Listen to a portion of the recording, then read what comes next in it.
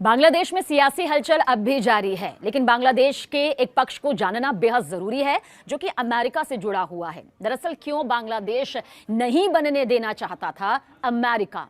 इस सवाल का जवाब आपको आगे वीडियो में जरूर मिलेगा। लेकिन अगर आपने अब तक सब्सक्राइब नहीं किया है, हमें लाइक नहीं किया है या फिर बताया नहीं है कि कौन से मुद्दों पर आप चाहते हैं कि हम वो वीडियोस आपके सामने लाएं जिनकी पूरी जानकारी आप तक हर कीमत पर पहुंच कर रहेगी। फिलहाल इस मुद्दे पर अब आपको पूरी जानकारी देना चाहते हैं। क्या करना चाहता है आखिर अमेरिका, या फिर अभी उसका क्या प्लान है? इस पर कई सवाल अब भी खड़े हो रहे हैं। लेकिन एक वक्त ऐसा था जब बांग्लादेश नहीं बनने देना चाहता था अमेरिका। दरअसल 15 अगस्त 1947 जब अंग्रेजों ने भारत छोड़ा तो इस मुल्क के 2 नहीं बल्कि 3 टुकड़े किए। पूर्वी पश्चिम छोर पर पाकिस्तान के 2 हिस्सों को इस तरह बनाया गया कि भारत जो है वो किसी सैंडविच की तरह फंसकर परेशान होता रहा। अंग्रेजों की मंशा आने वाले वक्त में भी भारतीय महाद्वीप को तनाव का अखाड़ा बनाकर रखने की थी। बाद में हालांकि इसी खेल में अमेरिका भी शामिल हो गया। ना तो कभी ब्रिटेन ने चाहा होगा और ना कभी अमेरिका ने तो बिल्कुल भी नहीं चाहा होगा कि पूर्वी पाकिस्तान की जगह बांग्लादेश जैसा कोई नया देश बनकर खड़ा हो जाए। इसे ग्रेट गेम को जब भारत ने मौका मिलते ही तोड़ा तो सबसे ज्यादा बेचैनी अगर किसी को हुई तो वो थी बेचैनी अमेरिका को, क्योंकि एशिया के उसके सबसे बड़े खेल पर यह बहुत बड़ा आघात था। इसे आप समझिए डिटेल से। दरअसल अमेरिका कभी ये नहीं चाहता था कि पूर्वी पाकिस्तान की जगह पाकिस्तान की जगह बांग्लादेश के रूप में नया देश यहां पर बनकर सामने आए, और वो भी भारत की सरपरस्ती में तो बिल्कुल भी नहीं। भारत की सरपरस्ती उसे किसी भी कीमत पर मंजूर नहीं थी, और ये स्थिति अगर पाकिस्तान के लिए थी तो वो सदमे वाली थी, अमेरिका के लिए बेचैन करने वाली थी। क्योंकि एशिया में भौगोलिक तौर पर अगर आप देखेंगे तो 2 ताकतें ऐसी हैं जिनका असर वक्त के साथ साथ बढ़ता चला गया। साल 1970 में आपको ले चलते हैं। जब आप इतिहास के पन्नों को पलटेंगे तो पाकिस्तानी फौजों का दमन चक्र पूर्वी पाकिस्तान में इस वक्त बढ़ने लगा। बांग्ला भाषियों पर जुल्म होते रहे तो बड़े पैमाने पर शरणार्थी भाग भाग कर भारत की तरफ रुख करने लगे। हजारों नहीं बल्कि लाखों की संख्या में उसके आंतरिक हालात इससे बहुत ज्यादा प्रभावित होने लगे थे। वहीं पाकिस्तान में याह्या खान का सैन्य शासन अमेरिका और चीन के पींगे से बढ़ाए हुए था। वैसे ये वो स्थिति थी, ये वो हालात थे जब दोनों ओर से लपेटने वाली भुजाओं में एक को काट सकें। समझिए आप, तब अमेरिका ने इंदिरा गांधी को धमकी दी थी। जी हां, अमेरिका को इसकी भनक दरअसल लग चुकी थी। जब इंदिरा गांधी साल 1971 में अमेरिका जाती हैं तो उन्हें बताया जा सके कि असल में पूर्वी पाकिस्तान में क्या हो रहा है, तो बदले में उन्हें अमेरिकी प्रेसिडेंट रिचर्ड निक्सन से साफ धमकी मिलती है वो पूर्वी पाकिस्तान से दूर रहें। ये चेतावनी भी अमेरिका किसी भी हाल में पूर्वी पाकिस्तान में नया देश नहीं बनने देगा, यानी ये तो साफ अमेरिका ने कर दिया था। निक्सन को दरअसल अंदाजा था कि इंदिरा गांधी आखिर क्या करने वाली हैं। शायद निक्सन को अंदाजा इस बात का हो चला था कि इंदिरा गांधी सरकार किस योजना को अंजाम किस हद तक दे सकती है। रिचर्ड निक्सन मानते थे कि अगर पूर्वी पाकिस्तान का हिस्सा पाकिस्तान के पास से निकला तो भारतीय उपमहाद्वीप की जियोपॉलिटिक्स ही बदल जाएगी। पूर्वी पाकिस्तान के हाथ से निकलने का मतलब होगा चीन और भारत को रिलैक्स कर देना, यानी बहुत आराम कर देना। 13 दिनों में बदल गया ये खेल। अब ये भी समझिए, जहां 13 दिनों में खेल बदला, अमेरिका की लाख धमकियों के बावजूद इंदिरा गांधी ने वो कर दिखाया जो दुनिया में कहीं कोई भी सोच नहीं सकता था।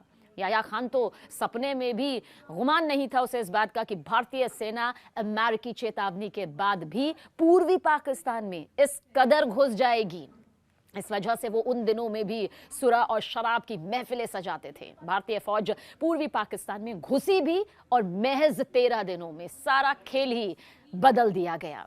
अमेरिका को सबसे बड़ा झटका देता हुआ बांग्लादेश यहां पर बन गया, अस्तित्व में आ गया। हलचल जरूर रही शुरुआती वक्त में, लेकिन सच यही था कि बांग्लादेश का वजूद सामने आ चुका था। चीन ने इस युद्ध में पाकिस्तान का दोस्त होने के बाद भी तटस्थता बनाए रखी, और सोवियत संघ ने अमेरिका को घुघड़ी दे दी कि वो दक्षिण एशिया से दूर रहे, एक दूरी यहां पर तय कर ले।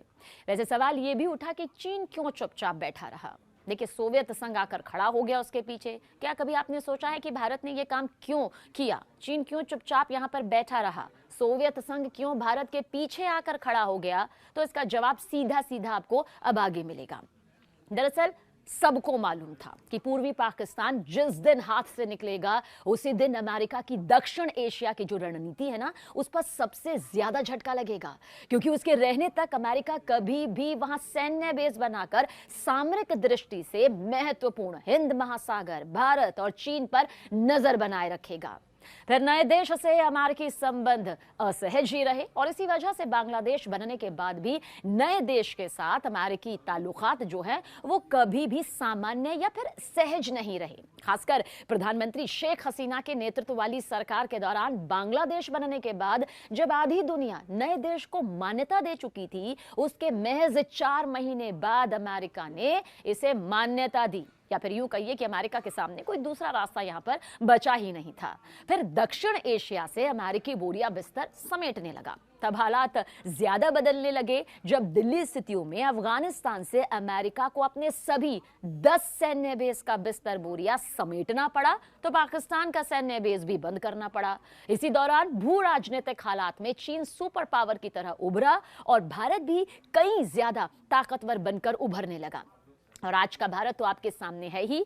हालांकि जिस तरह से अमेरिका की दाल नहीं गली, वहां मानवाधिकार से लेकर लोकतंत्र और भ्रष्टाचार के मुद्दे बनाकर वो स्वांग भी रचता है, विरोध प्रदर्शन, असंतोष को हवा देता है। बांग्लादेश में भी 70 के दशक में यही शुरू हो गया था और बहुत से लोग ये भी मानते हैं कि शेख मुजीबुर रहमान के पूरे परिवार की हत्या सिर्फ तख्ता पलट नहीं बल्कि ग्रेट गेम का ही एक बहुत बड़ा हिस्सा थी।